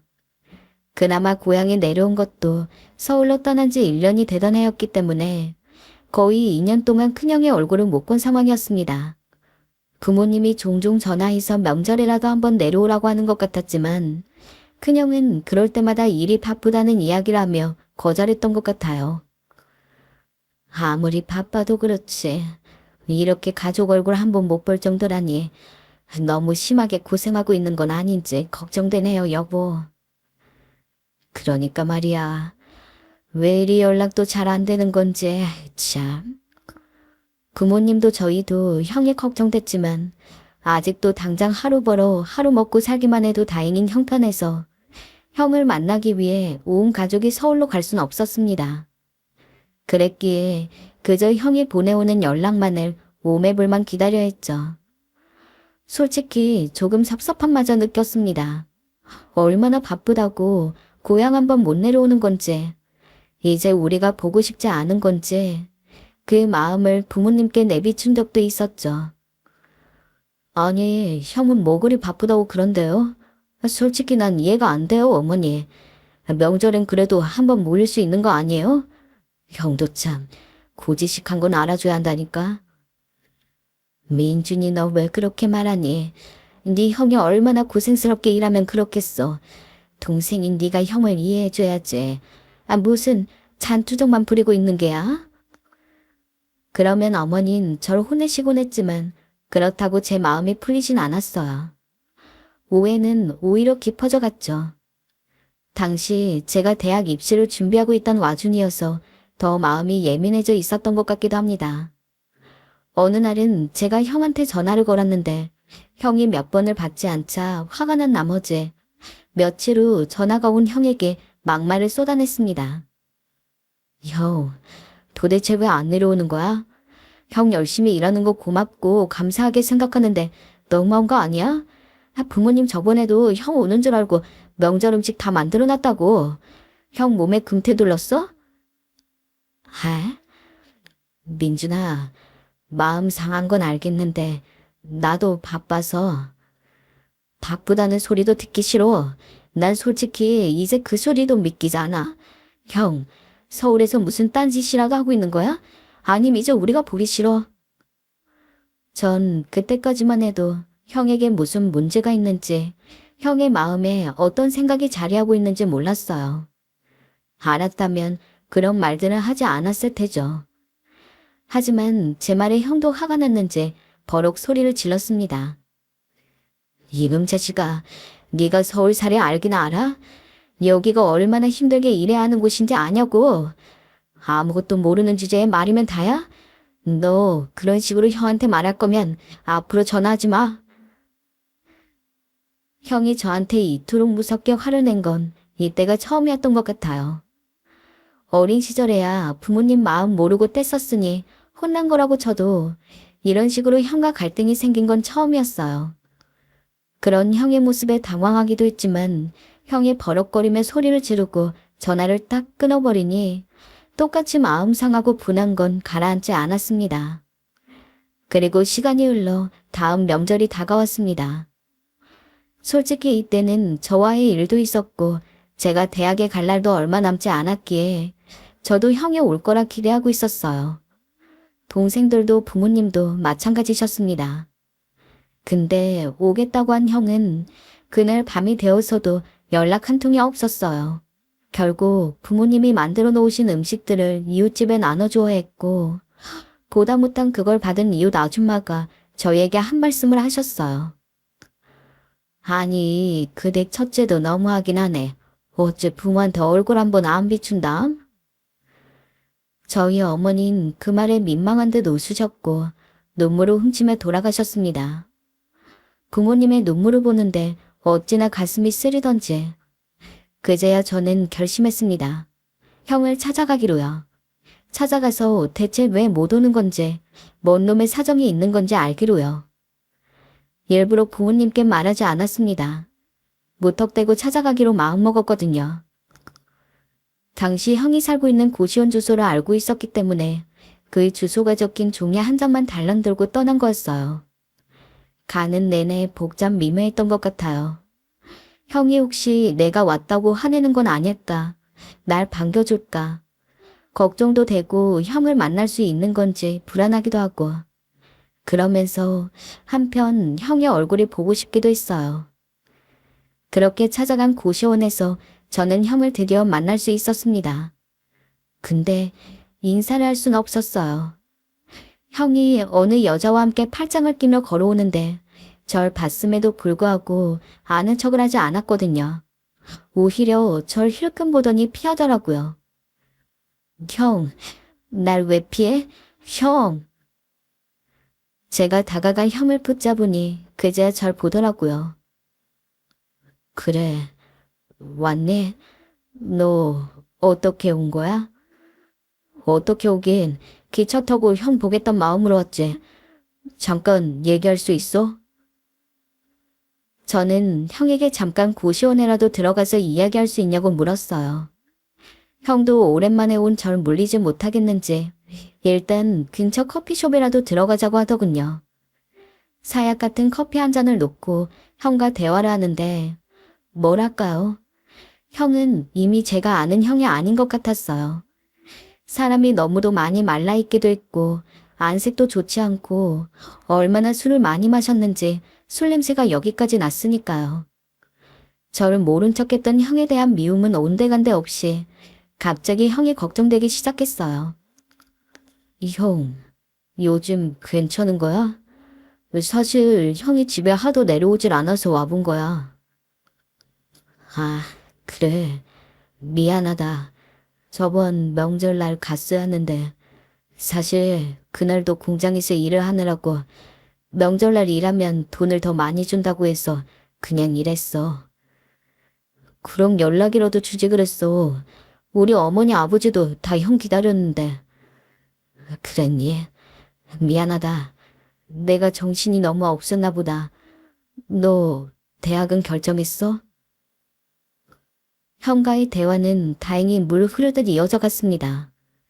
형의 안색이 좋지 않은 게 계속 신경 쓰이긴 했지만 그래도 형이 애써 밝은 목소리로 제 안부를 묻고 그러니 조금 피곤한가 보다 정도로 생각했죠. 대화를 끝마치고 나서 저는 형 사는 고시원에서 좀 자고 갈까 해요. 괜찮은지 먼저 물었습니다.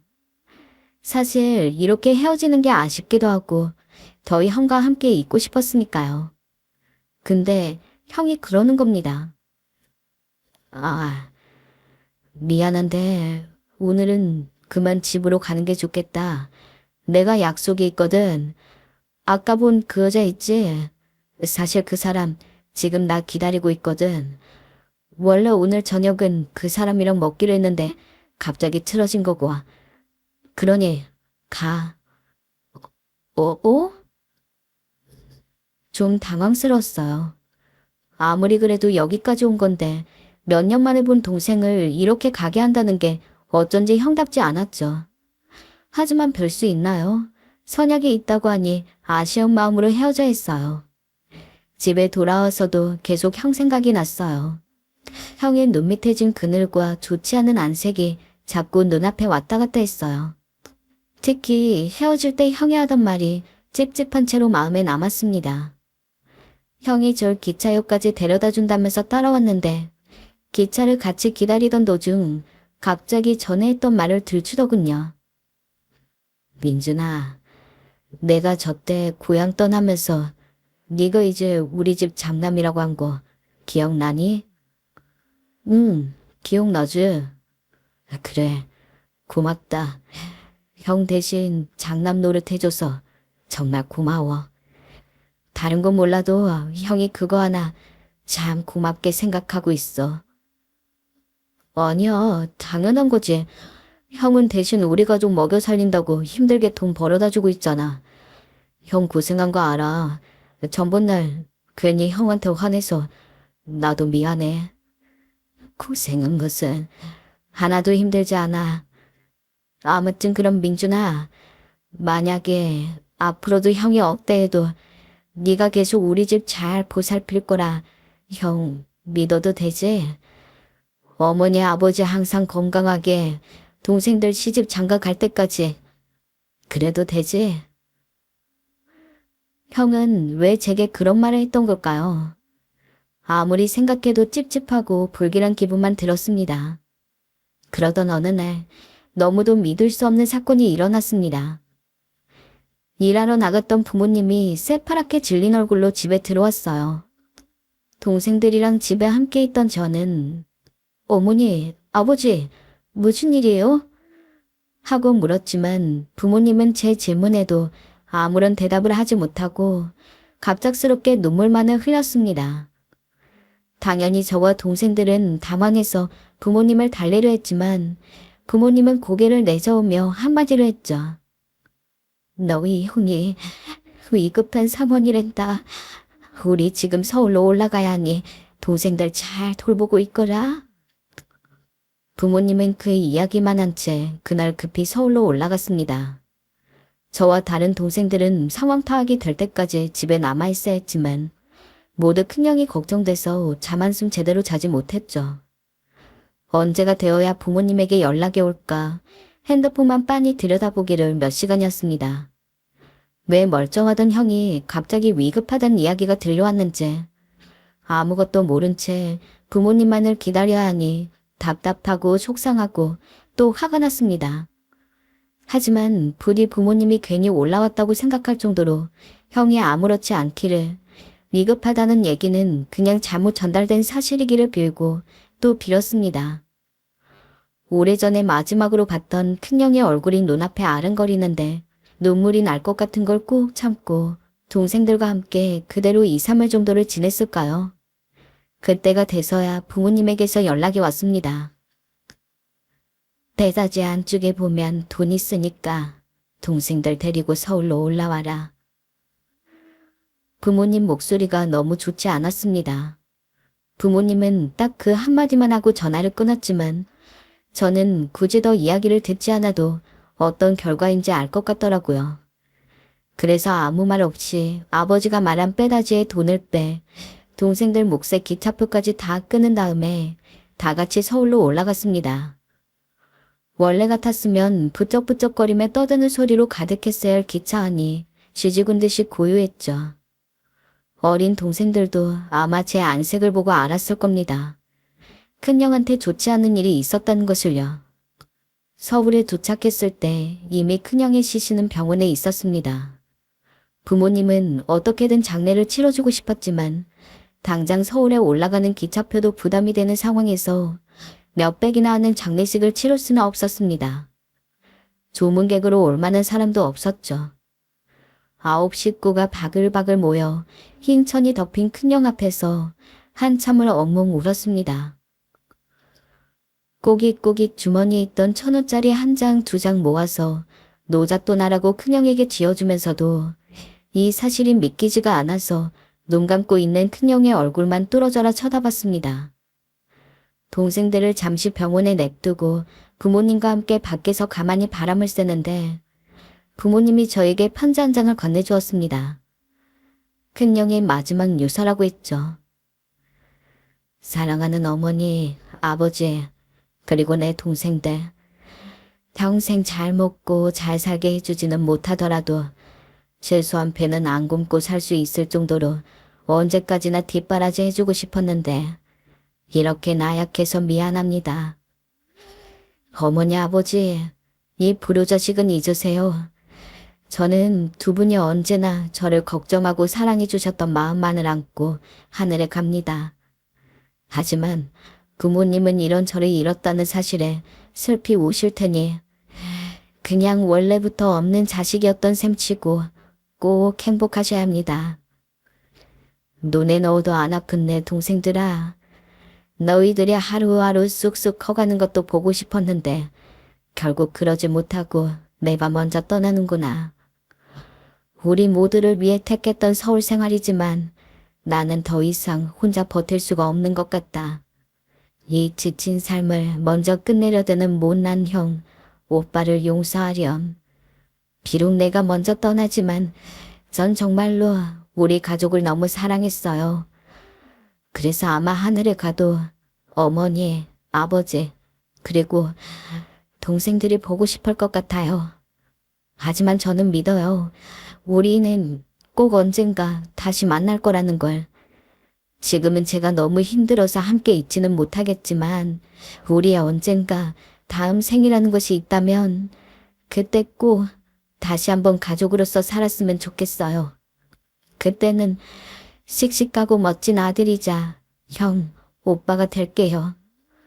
형의 유서를 보고 애써 참았던 눈물이 다시 한번 터졌습니다. 형은 지금껏 서울에 가서 3년에 가까운 세월 동안 자신이 버는 돈의 90%를 모두 저희 집으로 보내주었습니다. 남은 10%로는 반값 내기도 힘들었을 테고 아마 끼니조차 제대로 챙기지 않았겠죠. 그냥 집안에 가만히 앉아서 형이 주는 돈으로 먹고 살며 고맙다는 생각은 했지만 구체적으로 형이 얼마나 힘들게 우리를 돌보고 있을지 그 깊숙한 아픔에 대해서는 한 번도 고려해보지 않는 제 자신이 너무 부끄럽고 형에게 미안했습니다. 제가 조금 더 일찍 알았다면, 그래서 형을 따라서 성인이 되고 서울에 바로 올라가서 형을 도우려 했다면 형은 지금 저희 곁에 온전한 모습으로 살아있지 않았을까요? 누군가는 자기 손으로 죽음을 택하는 게 세상에서 가장 어리석은 짓이라고 말하지만 저는 비록 형이 극단적인 선택을 해서 슬플지언정 형에게 뭐라고 하고 싶진 않았습니다.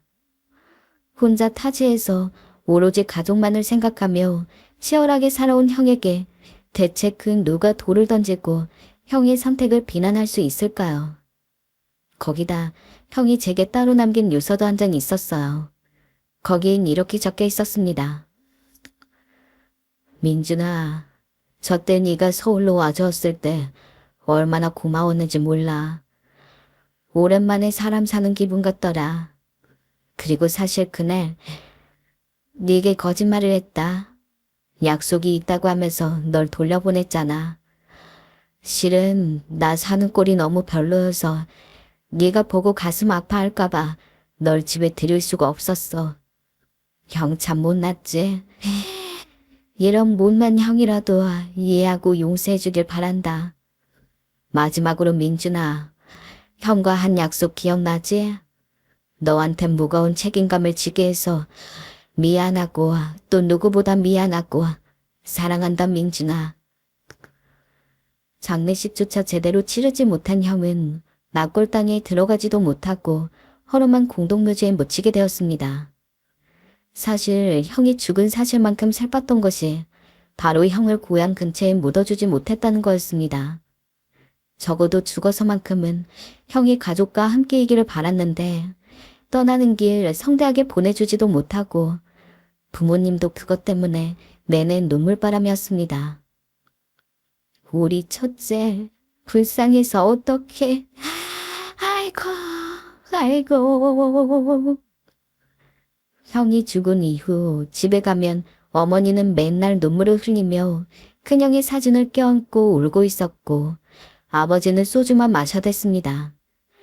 건강 나빠진다고 그만 드시라고 해도 아버지는 아무 말 없이 소주를 입에 대고 밥은 한 끼도 드시지 않았습니다.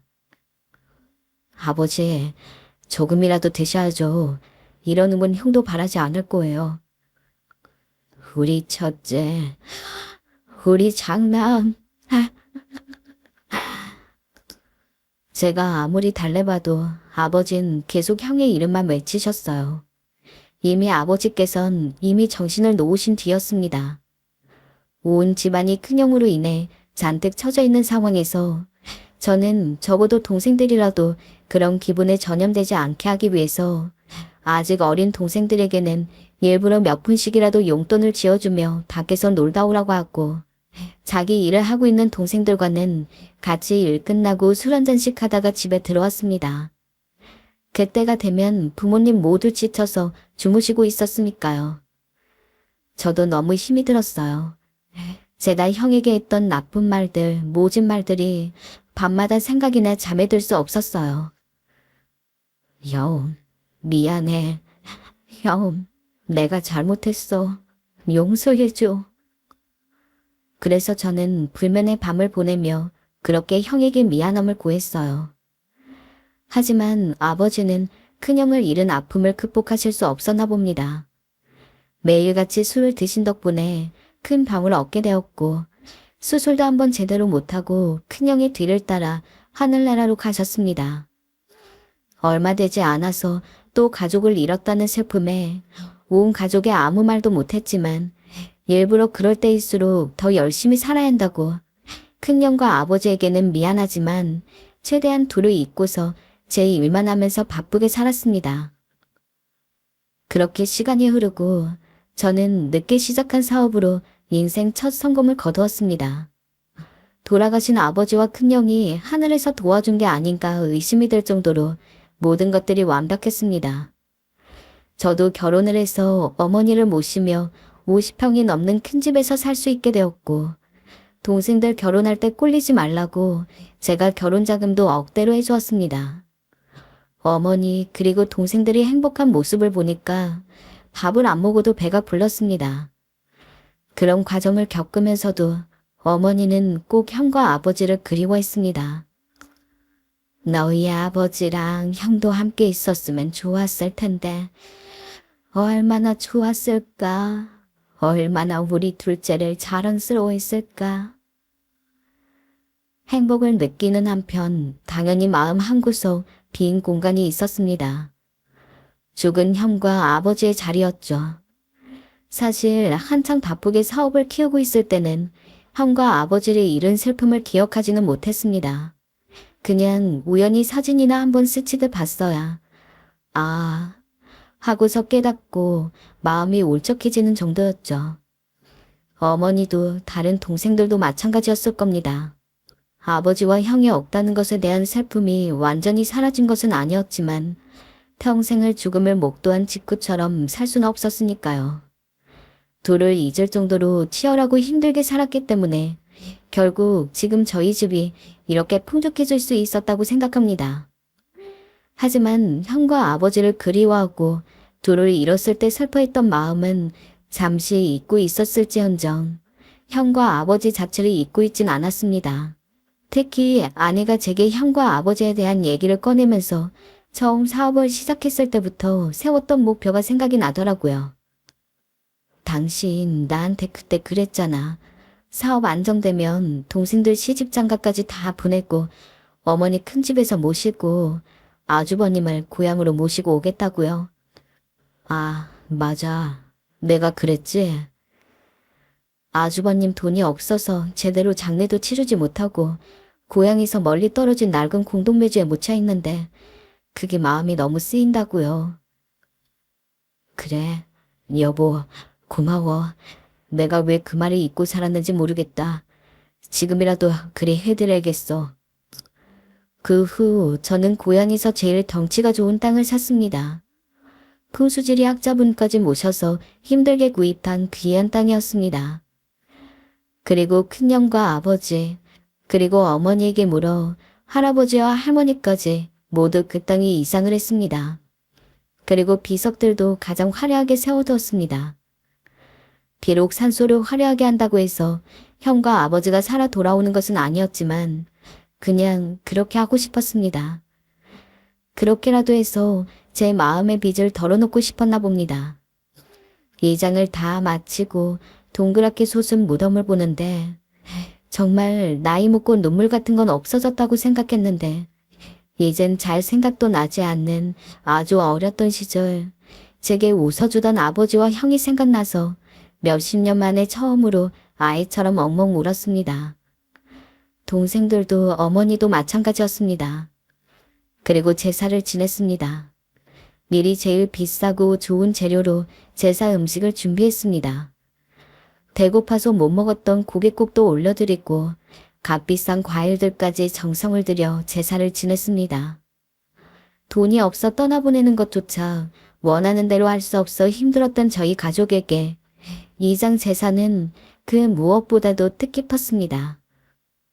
우리 둘째가 내 묵은 소원을 다 풀어주는구나. 고맙다 둘째야. 너무너무 고맙구나. 아니에요 어머니. 이제 마음 놓으세요. 형도 아버지도 하늘에서 저희 보면서 행복하게 지내고 계실 거예요. 그래. 그럼 마음에 위안이 된다. 무엇보다 어머니가 너무 좋아하셨습니다. 깊게 패인 주름진 얼굴로 눈물을 흘리시며 좋아하셨습니다. 이게 뭐라고 이렇게 긴 시간을 돌아 왔는지 늙은 노모 앞에서 다시 한번 오열하고 말았습니다. 제 모습을 보고 어머니가 주름진 손으로 눈물을 닦아주었습니다. 이제까지 장남 노릇하느라 고생했다. 많이 힘들었지? 그 말 한마디에 그간 고생이 모두 보상받는 듯한 기분이 들었습니다. 어느새 동생들도 고생 많았다며 저를 안아주었고 우리 가족들의 눈물은 한동안 계속되었습니다.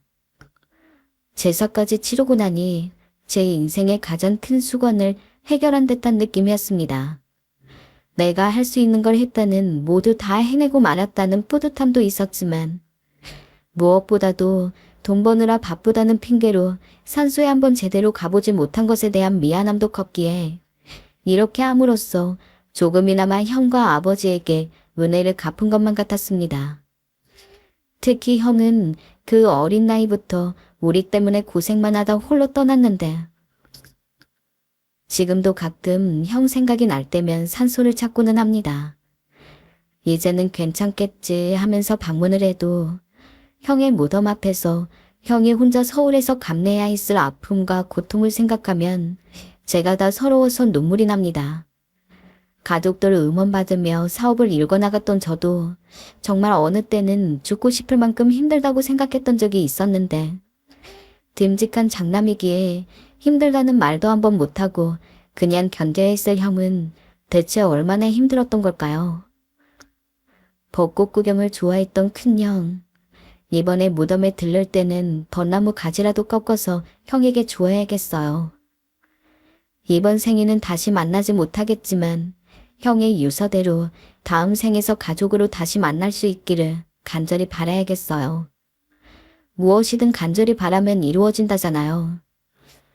여러분들도 주변에 고생하는 가족이 있다면 그냥 말 한마디라도 좋으니 따뜻한 응원의 말을 보내보세요.